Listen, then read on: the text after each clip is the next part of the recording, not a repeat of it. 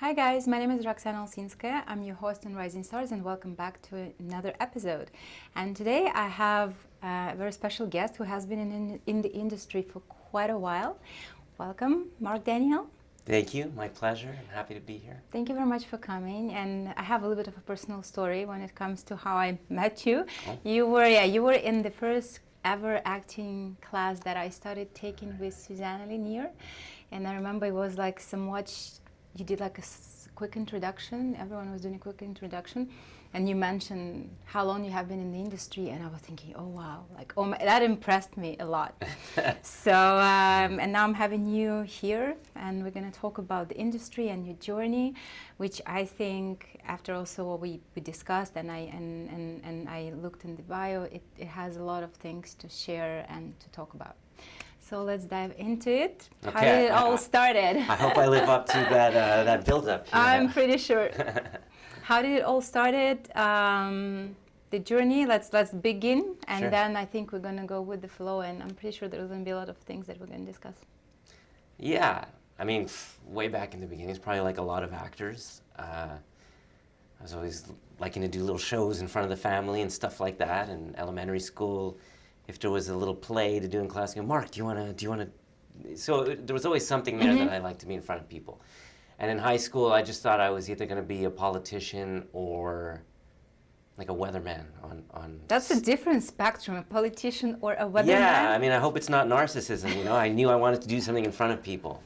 And my best friend in high school said, no, I think what you want to do is become an actor and just go for the highest thing, like your favorite actors and so forth. And in high school, I was all into Tom Cruise and stuff like that. And yeah, and then I started training, and that's when I discovered actors like Robert De Niro, Al Pacino, Meryl Streep, and really saw how acting could be an art form, and I kind of fell in love. And I thought, okay, you know what, I'm gonna pursue this to the maximum and see where it takes me. So after high school, I went to theatre school in Toronto. At the time, it was called Ryerson. Yeah, and then I was cut from the program after first year. Why? I get asked that a lot. A lot of people just lie. Just, oh, I went to Ryerson Theatre School. But no, I went and I was cut. So there are a lot of theatre programs in the world like that. It's called a cut program. And it's intended to start off with X amount of students, and each year they'll cut a certain amount. Usually they'll start with about 30 to 40 and end up with 10 to 15. So it's like cutting off and keeping the... Right, at the end of each year, they'll say best of the best? Who's moving on. Exactly. So the idea there is that the school puts its best foot forward by having its very best students left at the end. And why me? You know, it's a bit it's mostly my fault, depending on how you look at it. When I started acting, my first mentor, his name was Dwight Mackey, and he was a local teacher here in Montreal.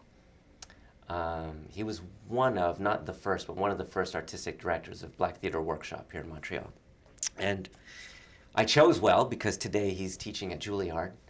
But he introduced me to Stanislavski and all the great acting teachers, mostly from New York, like Stella Adler and Uta Hagen, Sanford Meisner, Lee Strasberg.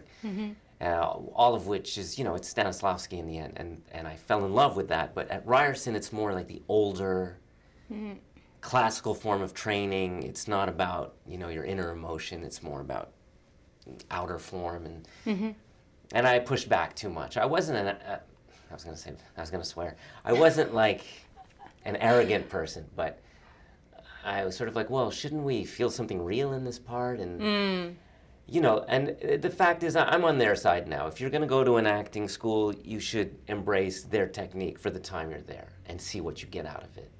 I was 18, and I thought I was, really going to be this big star, so I was probably questioning too much. Okay. So it wasn't a fit. Okay, so it's more like going with the mindset, what I can get from that instead of what I can push forward, I think is right or wrong. Exactly. I don't regret it because it wasn't for me. And exactly. Maybe it was not for you. It was not for me. The second I was cut from the program, my acting career just took off right away. I just decided, okay, I'm just going to try it now. And it started off really with a bang, just started working immediately. Do you remember still the first audition that helped you to book your first role? No, I remember my first audition. It was really bad. It was for a commercial, and it was like this beautiful, beautiful model. And me, I probably looked half her age, because when I was 18, I looked about 14. And it was like, it was an improv, and just be flirty, and you're flirting around, and I didn't know how to flirt. I didn't know what I was doing. And they were going, okay, Mark, and then they just started talking to the girl, and then they only addressed the girl, and I literally just stood back and watched the girl as she got all the directions. So that was, my first audition was a funny mess. But I don't remember the one where I got my first job. But then, okay, do you remember your first role that you booked in a Yeah, I just put it on my then? Instagram. It was a video game, Mission Impossible. And this was way back in 1990, 89 or 90. And I was walking on a tightrope, and it was, they had that Mission Impossible music. And yeah, it was a fun experience. That was my first job. So you did eventually did a lot of film and television. Did you do Yes. theater as well? After theater school, I did not do a lot of theater. I did So one you stayed in- play. I really stayed in TV and film. And my advice would be pursue theater as well, because I regret it. I do regret it. At the time, I was just thinking TV and film is the way to become a big star. And also, there was a lot of money. If you did one day on TV, that paid more than a year in theater. I regret that mindset, but that's the way I was thinking back then. Yeah. And so then going back to your point, do the theater. Why do the theater? What does it bring to you as an actor? Would have brought to you as an actor, and would bring the person who pursues both ways as an actor? Yeah, you get the best of all worlds, because it's not as if you're going to miss out on a ton of TV and film if you do theater. And there are slow periods in TV and film, and that's a great time to do theater. It's rare that you're going to miss out on that big break in TV and film because you were doing a play. And in theater, you're going to get a chance to do more involved characters, really stretch your range. And even from a business point of view, if you start doing well, people start to hear about that. And even agents, casting directors, producers start to hear, there's this, have you heard this guy? This guy Al Pacino is doing this play on Off-Broadway, Indian Wants the Bronx, and he's just like electric. You got to go see him. So there is a bonus to doing theater that also leaks into TV and film, which is you can get a good reputation there. People can start to hear about you. People can see you. It's really good to get the best of both worlds. Both worlds. Yeah.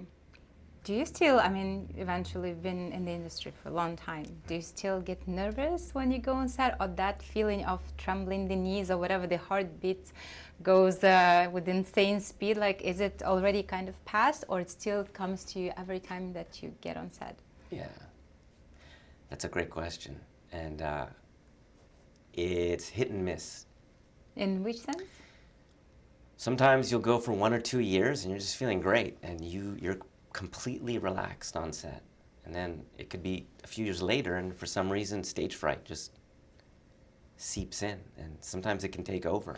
It could be a lack of preparation. It could be maybe bad chemistry with the director or who you're in the scene with. It could be something going on in your personal life. I always think of two actors, and this is a weird two actors to pair together, but Laurence Olivier and Selena Gomez both went through periods of extreme stage fright, where they were this close to just, Laurence Olivier thinking, I'm not going on stage tonight. I'm not going on stage tonight. Selena Gomez going, I can't perform, I can't. It happens to everybody, and who knows exactly why, but the answer is no. I'm, at least for me and a lot of actors, it just never fully goes away. Some actors, yeah, they're always relaxed, and I envy those actors. Really? Oh yeah, I wish I wasn't nervous. Because it gives you freedom. The nerves, the tension, it's probably enemy number one for an actor. How do you fight with this enemy number one? Like, what do you, I don't know, some actors, they run, they jump, they do push-ups, some stand away from the team and just breathe in, breathe out. Like, do you have any tips or tricks also to share that you use to calm yourself down, to get yourself in that not still mindset, but mindset of removing the stress away and ready to perform? So there's two types of advice. There's the one is your daily life. This one's the most important, which is, look, if you do yoga every day or a few times a week, or if you do meditation or literally actor or relaxation exercises, if you make it a habit to breathe and relax in your daily life and you really, really concentrate on making it a habit, eventually it becomes a habit. And that's going to spill over into when you're working, because however much tension increases, it's starting at a lower place if you start relaxed. So that's making being relaxed a habit. I don't mean relaxed like I'm Buddha on a mountaintop. Yeah. I mean relaxed like you are when you're doing the dishes or doing groceries. You're just not even thinking about anything because there's nothing at stake. There's nothing to lose. And then the second part of advice is, so on set, let's say the nerves hit you, breathing, just take a deep breath. That's number one. It sounds simple, but some people forget. Your breathing is the number one thing. If your breathing locks up, everything else will fall apart. You could start to panic. If you just take a moment to breathe and continue, that'll help. Make sure you feel your feet on the ground. This doesn't work for me, but some actors Like that. touch their fingertips and it just brings them in the moment. People with anxiety who get anxiety attacks, they'll hold ice. Apparently, that's something that really that's interesting. really helps you. It just brings you in the moment, brings you back to where you are. Sometimes you get lost in your head and your imagination and everything around you, and then most of all, just concentrate on who you're in the scene with. What do you want from the person you're acting with? That really should get you out of it. How would you define yourself as an actor from the genre perspective? Full spectrum? Are you more leaning towards a certain specific genre, I don't know, comedy or drama, I don't know, maybe action movies? Like, is there any specific genre that you kind of tilt more to? Yeah, my favorite genre is the paid kind, but. I'm afraid you're in the wrong industry sometimes. We all know that, but yeah, that's the thing about theater. Yeah. You know, I did a commercial last year, and it was whatever 2 hours, and it paid so much, but it wasn't artistically satisfying. So it's hard to find that sweet spot in a career. Okay, so younger me would have answered you, my genre is everything. As long as it's well written, I'm going to tackle that material and I will emerge with a full-on character. I took a break from acting for a while, from 2001 to 2019. We'll talk about that too. So the new me, I couldn't tell you. I don't know. I haven't had the time to fully immerse in let's say, a big elaborate role for a play. And the things I've done on TV and film have been smaller. So the answer now is we'll see. Are you almost like rediscovering yourself? I am rediscovering myself, because younger Marc was a hack, but a really good one. I was a pretty smart actor, and it doesn't mean I didn't try to be genuine, but I was manipulative as a younger actor. I kind of choreographed. I'm going to do this here. I'm going to do that there. When I do this and laugh in a certain way, it's going to be clever and. Oh, okay. That was the thinking behind when you were. Yeah, and I don't want to knock that. It landed me some big roles. You know, you do something like, well, I don't want to give examples, but. No, but why? Like, let's. Okay, so I had a line. You know, it was this big space show I did. It was probably one of my bigger breaks. And you go, and they go, where are we? What happened to the hyper jump? And I say, oh, I'm looking at the coordinates here, and our location is. I don't know. So in the script, it just said, our location, I'm looking at it now, I don't know where we are. But the way I did it, and this is the part where I feel is manipulative, but it worked, was, our location now is... Yeah, I have no idea. Oh, but that's a choice, right? Right, so it's a little comedic choice, and if you can bring a little humor to it, and you know, maybe I wasn't being manipulative, maybe I just found it by exploring the material. Yeah, you're just... I might be too harsh on my younger self. You're finding different choices. Yeah, but... I would want to I'd make sure to do it, you know, really truthfully, and by really not trying to be like, how funny can I be, but what's happening in the scene, and discover humor or interesting moments that way, rather than, how can I make them laugh? No, I don't want to go for a result, you know, I want to discover stuff by exploring. So that's the big difference. So now. let's then jump back to that younger period Sure. of Marc, right? So I know also that, and I think your story is a great example in the sense that you were born and raised here in Montreal, Yes. and then your career you did work in US and LA for quite a while. I think that was the young period of Marc, right? Young actors is from 1988 to 2001 is what I call the first phase of my acting career. Okay, so let's talk a little bit about how did this whole journey with LA started? Because like you were cut off from Toronto Theatre School, and then you somehow you managed to LA. And that's where you had also like a bunch of like your career was, if I understand correctly, was hiking up. So let's just unfold a little bit the story about moving to LA, working in LA. Yeah, so like the big milestones, right? So I got cut from the theater program, and right away I ended up with an agent, which was such an exciting memory, you know. I'm going to start really auditioning for things, and I started booking pretty fast. I actually was in Toronto for 2 or 3 years, and I did a lot of commercials. I did this thing called Lost Innocence. I played like a homeless kid, and I wouldn't use the word acclaim, but it did well. People saw that material. Eventually, that was the how I got the attention of my Los Angeles agent from my work in this thing, Lost Innocence. And I moved to Los Angeles. It's math. A lot of things I do are based on math. In which sense, based on what I mean by that is, that's where the most stuff happens. So I said, well, that's where I'm going to go. I mean, that's it. I felt like that's where the maximum opportunities are, so I just went. What I did was I went there for a week, and I said, if I get an agent in the week I'm there, then I'll move down here. And I did get an agent. I flew down there with a suitcase full of VHS demo reels. Oh my God, VHS. The day after I landed there, I didn't know anything about Los Angeles. I went to the post office and mailed out all these demos. The VHS? VHS on tape, the VHS? headshot, resume, and mailed them off to agents that I found in a book called How to Find How to Find an Agent in Los Angeles. And a couple called, and the one that called, she was in charge of the youth division at this agency. At the time, I think it was called Harry Gold and Associates. And on her roster at that time was a kid named Leonardo DiCaprio. She had Jenny Garth. That was her big star at the time. She had this girl who did a Karate Kid movie called Hilary Swank. So she was I got lucky, you know. There was a lot of luck in my early career, and she signed me on, and I said, okay, I'll be back in a few months. And I went back in September 1993.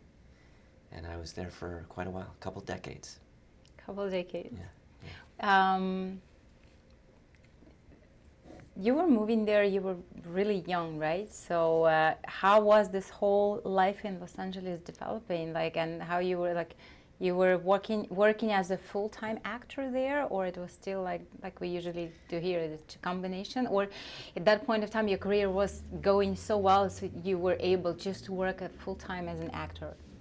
It didn't start that fast. I started working in a movie theater at the Beverly Center. On the top floor, there was a movie theater. Right now, that's a Forever 21.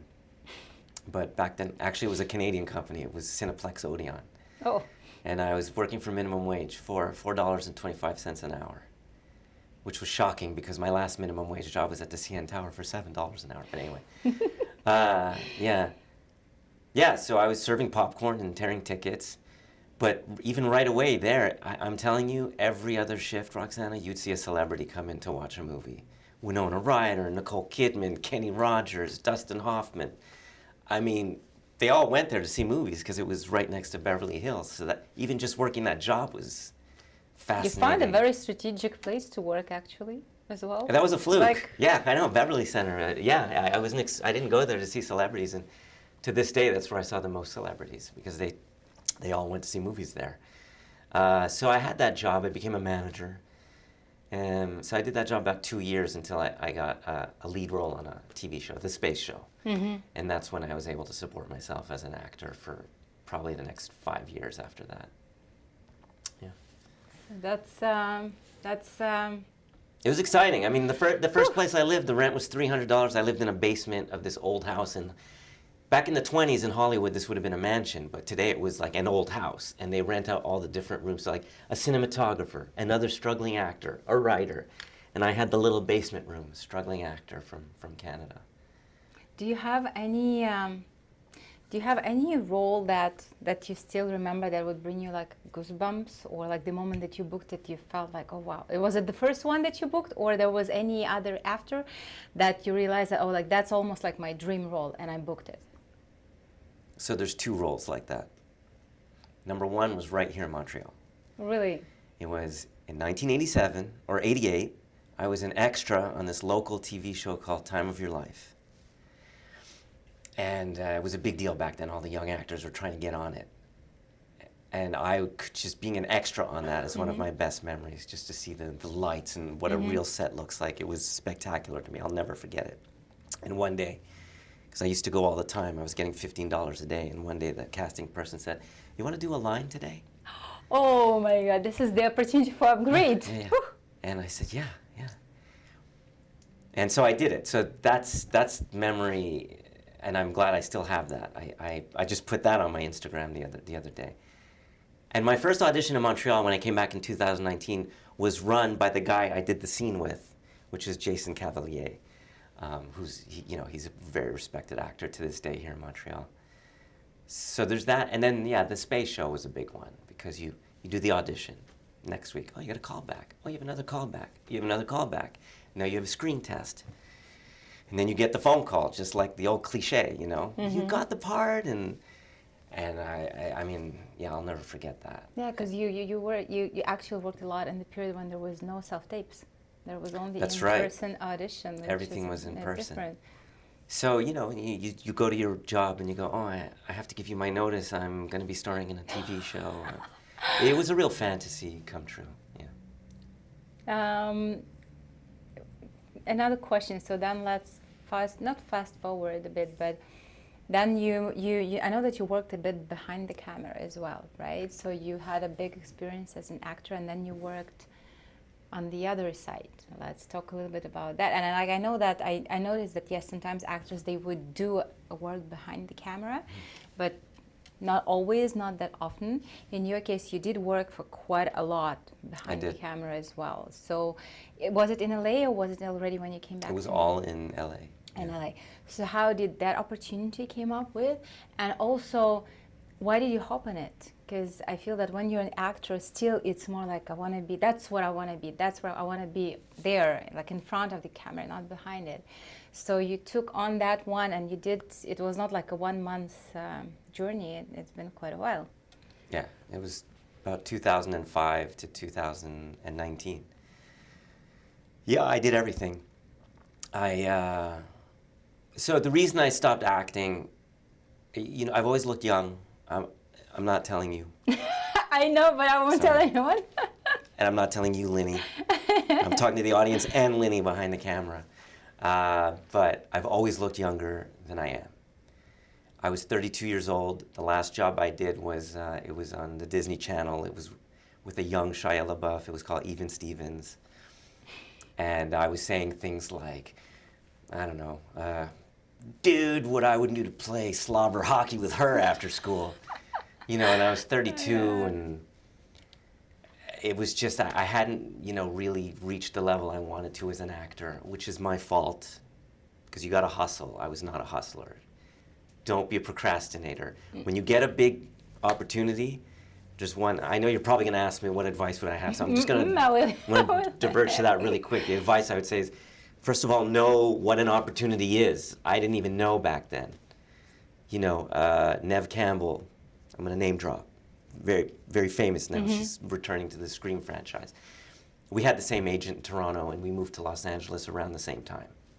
And I remember writing my first screenplay. And I remember she said, well, I kind of liked it. Did you want me to assemble a bunch of actors and we'll do like a table read? And young Mark, so confident. I was like, nah, I'm good. Don't worry about that. That's an obvious opportunity, right? But all kinds of things are an opportunity. Hey, there's going to be a retreat. There's going to be some directors there. Are you free this weekend? If you're free, go. That's an example of an opportunity. And when you get something, If you get a starring role on a TV show, the idea is not to be like, oh yeah, I'm good for this year. I can put my... No, it's the other way around. Now do plays. Now meet casting people, take an acting class, and seize the momentum. And that's just... Never relax, never like be humble, because the fact that you're right now there doesn't mean that... Don't be complacent, I think is the good word. I loved comfort and complacency, so that was the big mistake. So anyway, my career wasn't where I wanted it to be at age 32. And so I just stopped. I said, I'm going to write. I'm going to write a bunch of scripts over the next few years. I started working in elementary school. And those were good years. And I just kind of fell into production. At first, I wrote and directed my first short film. Did pretty well. And then I ended up working in a low-budget production company, stuff like infomercials, guys and girls frolicking on the beach, stuff just super low budget, and of course non-union, and it was grueling. It was grueling. It's a lot of work for not a lot of money. So I had a director's hat sometimes, producer's hat. I can't tell you how many toilets on location get clogged up when you rent a house. So you put on the plumber hat. I'm the PA. I'm crafty. I mean, I did everything for a good 5 to 10 years. Editor, just everything. So. On the other hand, I did learn a lot. Yeah. A lot. Photographer, how to work strobe lights. Then I ran out of money, and a guy on my hockey team said, come work for my company. And the next thing you know, I'm on the set of Veep, starring Julia Louis-Dreyfus and all these other stars, at Paramount for HBO, where the crafty is the best food I've had in years, let alone the catered meals. And what I did on that, my friend's company, was video playback. I don't know what they call it in Montreal. I think it has a different name. Basically, I was in charge of screens that appear within the show. So if someone's texting, there's someone in charge of that phone, the brightness, what's on the phone, is it flickering, is camera happy with it? Yeah, I worked on Brooklyn Nine-Nine a lot because there's all those monitors on the detective's desk. A lot of medical shows because of the beep, beep, beep. That's me, by the way, hiding in the corner, pressing the space bar on my keyboard for when the person dies. Yeah, so I learned a ton. What did it bring to you as an actor? Because you kind of saw a bunch of things from the other side. Right. What kind of experience or layer it added to you, Marc, as an actor? Because by then you had also like a good, solid, still like actor experience. Sure. Yeah, the big thing is confidence, and you can be more relaxed because now when I'm on a set, no matter the size of it, I know everything on the set. Someone walks by, just by what's around their belt, I know what department they're in. This cable I know belongs to that department. That cable belongs... So, we all fear the unknown. It's probably the biggest human fear. Anxiety all comes from because I don't know what's going to happen. Yeah. So just knowing what everything is, why those people are over there in a circle ignoring me, it gives you a lot of confidence knowing a set. It helps a lot. Because if an actor's going to be relaxed, that helps you be relaxed, knowing all that. You kind of almost alleviate some aspects, because like when you are on set, when you get to perform, to your point, you can get an anxiety, you can just be stressed, etc. So by alleviating at least those aspects of unknown, you have less things to stress about. That is exactly 100%. That's exactly correct. Yeah. So would you say that, okay, guys, if you have an opera, because usually, like, I think that the advice that usually is given to the actors, go do student films, go do this experience, like, Yes. but all of those experiences usually, in terms of the advices, they are centered around still acting. Yeah. So would you say that guys go do, I don't know, production assistant role, go try to do the other roles behind the camera? Would you advise that to the actors? I would say if it doesn't take away from your acting, but no, I don't think it's necessary. I consider it a bonus. A bonus. Yeah, so I wouldn't stop acting to pursue a bonus for some time. If you really want to, great, and it's helpful, but no, I would stick to acting and like you said, just do whatever work you can. Student films, theater, your own thing, your friend's thing, just do it all. But I don't think you need to go behind the camera necessarily. If we compare Montreal, and I mean, okay, Montreal is not really comparable to LA because it's not like the center of the TV and films, but let's say combine like Montreal/Toronto as still a somewhat a hub for film industry in Canada. I think Vancouver as well, versus LA, right? And again, let's put aside the conceptual thing that LA is the center of the film industry, right? Just from, I don't know, casting perspective, actors, directing. Again, I'm not talking about the opportunities because eventually there's much more opportunities there than here, right? Just as an industry, as an environment, if you compare those two, what would be your takes? I'm gonna change your question just a little bit. Yes. Because I can't combine Montreal and Toronto because they're so different. Okay, let's unfold this a little bit as well, and I think that's Montreal versus Toronto from film industry. Montreal versus anywhere. Montreal is very unique. There's some things that are extremely strong and unique to Montreal, disproportionately so. And what I mean is, in proportion to how many Anglophone actors are in Montreal. Montreal has a really strong improv scene. Mm. And the proportion of improv is huge here compared to Toronto. Of course, has improv, and so does LA, New York, anywhere. But compared to how many English-speaking actors are in Montreal to how much improv there is, it's really strong, and there's a lot. Mm-hmm. The other thing, Montreal has a lot of voice work, whether it's video games or dubbing or just commercials. And it's same thing there. If you can get into voice in Montreal, you have and you enjoy it, that's a big advantage because there's a disproportionately higher amount of, for whatever reason, video game companies and dubbing and stuff that has to do with voice. But the TV and film stuff is just so we're at the mercy of who comes to town to shoot. Yeah. And I'm talking about the English side. I don't know much about the French side. Well, there are some eventual productions, but I mean, if we... One year, there could be, they can't find enough English actors, and then 2-3 years in a row, there's just not enough productions come in, and we're not a big fish in a small pond. We're a fish looking for puddles. So Montreal's very different that way, I've found. And then if we talk about Toronto? Toronto I could only talk about in the 90s because I was there a lot. It's just like a mini Los Angeles, you know. Okay. It's more or less the same. It's an even amount of theater, musical theater, TV, film. But Toronto is it's big. It's a lot bigger. It's again back to math. There's just a lot of actors and competition, more production there. You know, but even LA is at the mercy of what productions are coming into town because every year it's who's giving the best tax breaks. Atlanta was a hot place to shoot for a while. Baltimore, sometimes people went there because of the tax breaks. So we're kind of at the mercy of where the tax breaks are as well. Yeah. But Montreal is unique. It's very unique. So if you were to give, and I said that I will ask this question, if you were to give the advice to an actor, and specific advice if someone is debating, should I go to LA, should I pursue, or should I stay, I don't know, Toronto, Montreal, what advice would you give based on your experience and how you see right now the industry?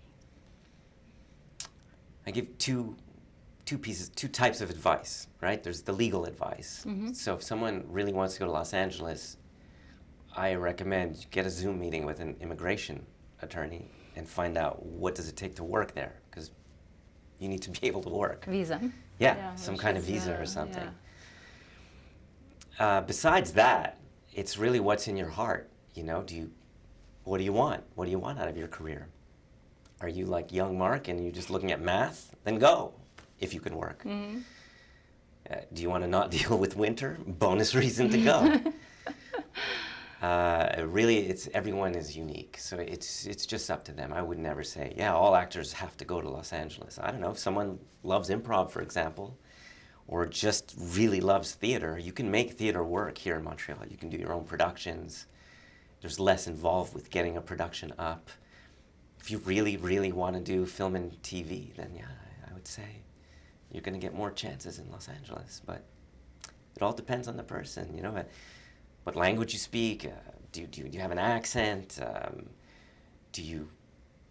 all these kind of factors will determine, you know, can you be far away from your family for, You know, it's whatever, thousands of miles away. Yeah. You know, I have an issue now where I have some roots in Los Angeles and some roots here. I didn't think about that when I was younger, and it tears your heart a little bit. You can play this tug of war. You can't just be flying back and forth all the time.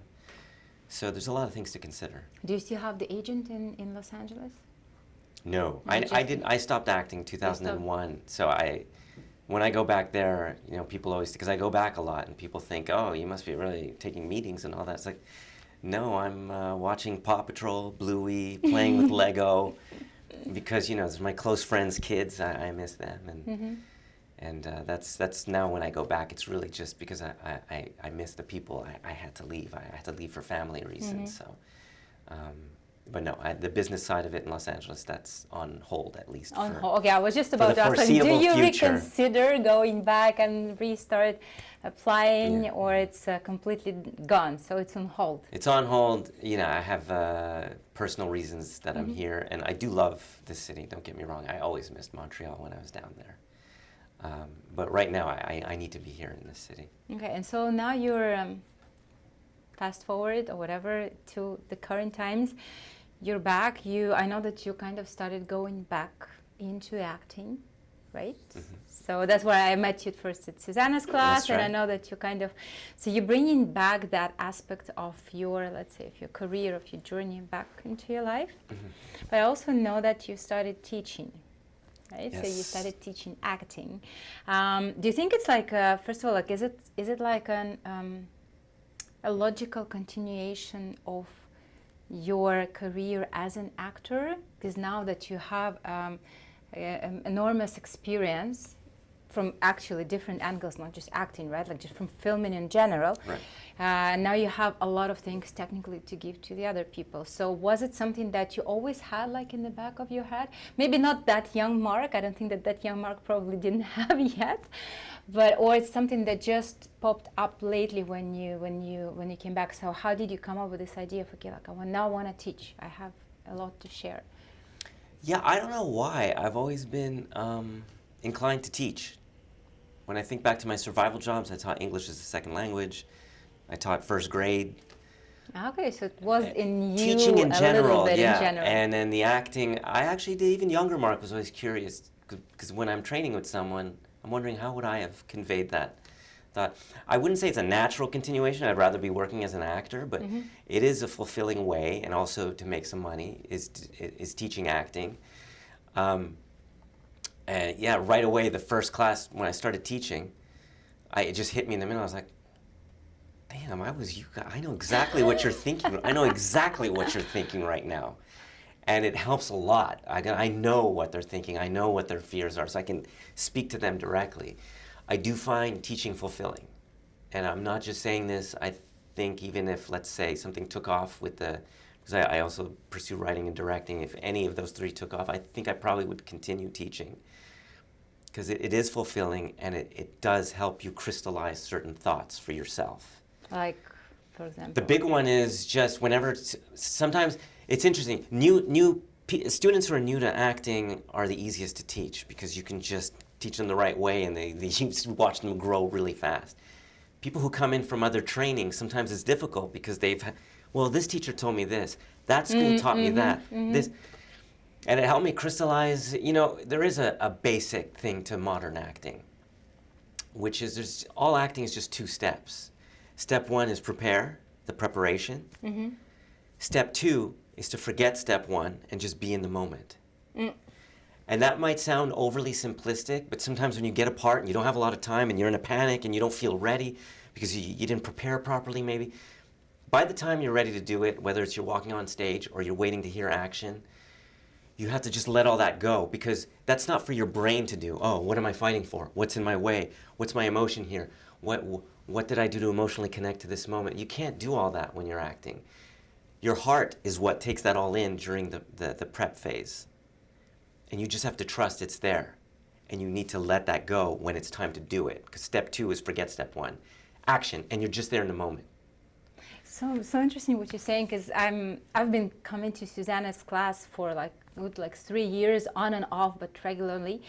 6 years on and off. I love Susanna. Yeah, Susanna's spectacular. It's such a nice environment, and you do learn a lot by learning, not only doing your scene eventually when she coaches, but by learning and learning by observing the others. Yeah.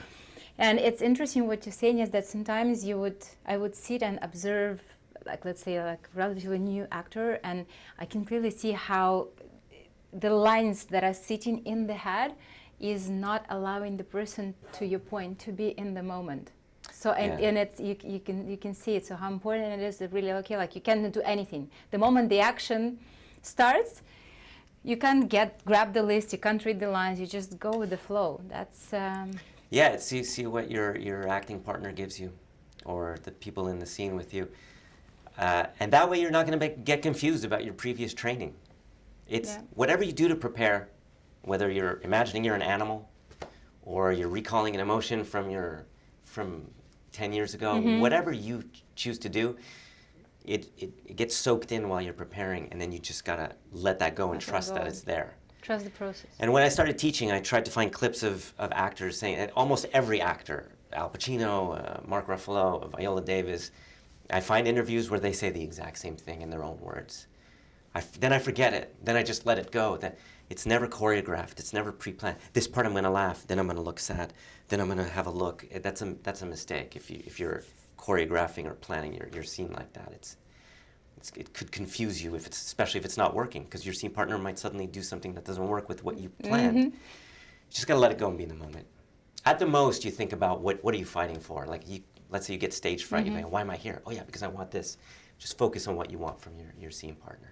How did the teaching change your view of acting as such, and did it change how you act now? Like, because you're teaching, so you kind of you look from the process now from a different angle, completely different angle, right? Yeah. Did it change anyhow in you, Marc, as an actor? So look, to this day, I'm fighting procrastination. It runs in my family. For some reason, all the males in our family would just rather chill and play a game or watch TV. So I just said, hey, what would I tell a student? And it helps in that way. The other way it helps is what I had just told you, that, just let it go. I'm just going to trust in the moment and just go. That's been a big difference. Instead of trying to be in control of every moment while I'm acting. So the teaching really crystallized that for me and helped me a lot. What is a good actor from your perspective? How would you define a good actor? Is there a way of defining it or any criteria? That's hard. That's really hard. You got to watch something with your heart. If you believe it and it brings a reaction in you, then I think that's pretty great acting. That's it. It's not enough to just believe it. Sometimes stuff is believable and you're just like, okay. So it has to do something inside you, even if it's a simple scene like that someone's trying to order something and everyone's ignoring them. If it doesn't seem like shtick, like, oh, I'm doing comedy, if it really feels like that person's trying to get the waiter's attention and you relate to that, then I know I'm watching a good actor.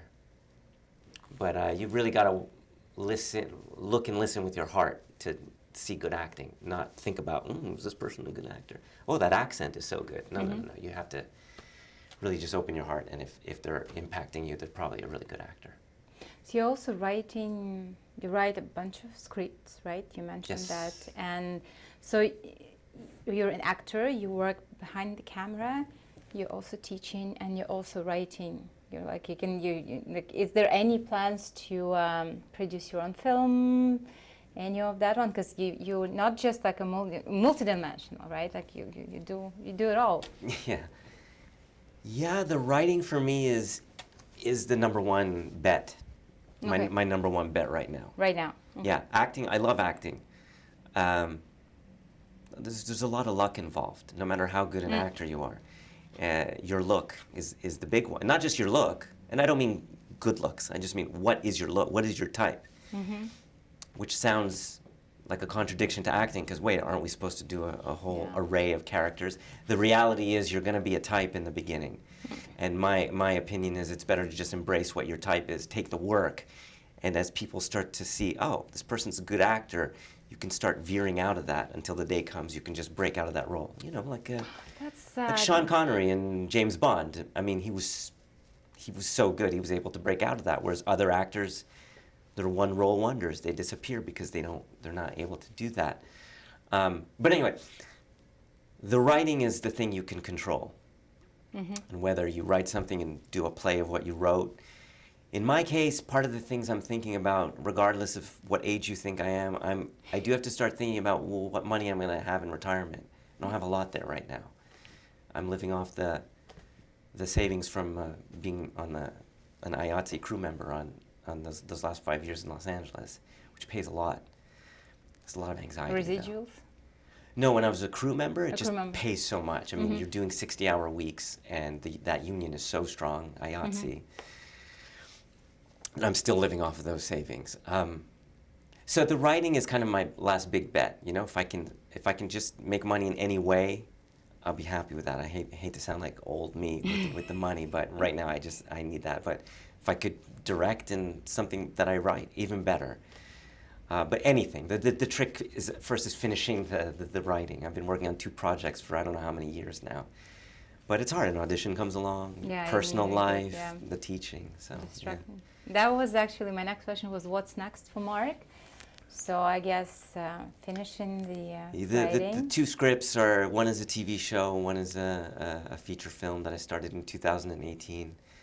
Yeah, it's just finishing those and getting them out there. Even when I was writing back then, I was still same old young Marc. I finished it, gave it to a few people, and then it just fizzled out and didn't even try. Even if I fail, I'd be happy. But I get so complacent, I haven't even tried hard enough to fail at writing. So I'm looking forward to finishing these projects, getting them out there, seeing what happens. That's the #1 goal now as I teach and pursue the acting. Okay, so well, I hope to either maybe see the casting calls for your TV shows or the feature films. So I will never forget you, Roksana. You're always on my list, always. Thank you very much for spending this time with us, talking, sharing a lot of personal things. I think that's a great story, and that's an interesting also story for those people who are thinking about LA or Montreal or Toronto. Sure. I think you give a very interesting view on the benefits of still being in Montreal and versus Toronto, and then versus what LA is. And that's really I mean, I hope that's true. I hope I wasn't just a self-indulgent actor talking about himself for half an hour. It was not actually half an hour. It was much longer. So, but yeah, we have a lot of materials to I'm so self-indulgent. And to play with. Could have been 2 hours. I think it was 10 minutes. I'm also a talking person, so yeah, we could definitely go for more. So anyway, thank you very much, and guys, I hope you really enjoyed this episode just like I did, and looking forward to seeing you on the next one.